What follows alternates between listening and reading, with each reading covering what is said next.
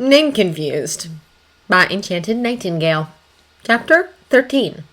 Miss Cowell and Mr. Patterson Notice Things. Being a secretary to an important man was a big deal, and at times a tiring and demanding work.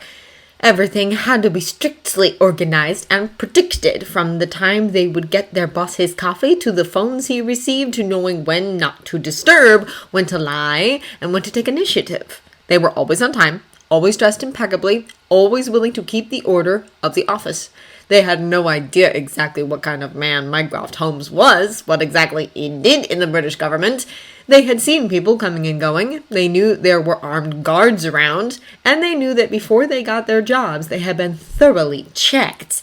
Heck, they were ex-military themselves, removed from active duty due family obligations and grievous injuries that did not allow them back out there. Being pencil pushers, there was no other word for it, was not as bad considering there were worse posts to be stationed at. There was enough drama and danger here and enough paperwork to remind them of the army. They did not mind, though, not with the paycheck they received. They liked working for Mycroft Holmes, though they loathed the man himself when things were stressed out. He had a way of wording things that you just knew that what he asked was not optional. What was strange about their work, they had agreed on that easily, was the man who shadowed Mycroft Holmes. Now that was a man they could not read, even less than the boss. He was slick like a shadow, knew everything they knew and all things they did not, and could not even guess. The man was also nameless, a fact they found odd. They had heard Holmes address him with different names on separate occasions, and half the time the names were outrageous and obviously fake, all part of the man's mystery. Miss Cowell knew enough about fashion to tell good quality clothes like the clothes the green-eyed man wore. They were expensive, and usually no one on public paycheck could afford them. The gadgets he had, that phone of his, had to be custom-made, Mr. Patterson had deduced, because it looked nothing like other phones he had seen.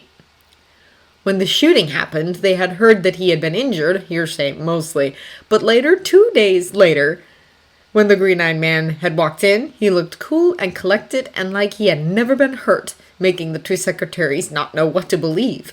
The gossip in the office had a life of its own, and speculation ran rampant, even to the point that there were rumors the man that shadowed Mycroft Holmes was a robot. The reaction of the green-eyed man to those rumors had been a quirk of the lips as he passed them by on his way out. "Not standing idle, are you?"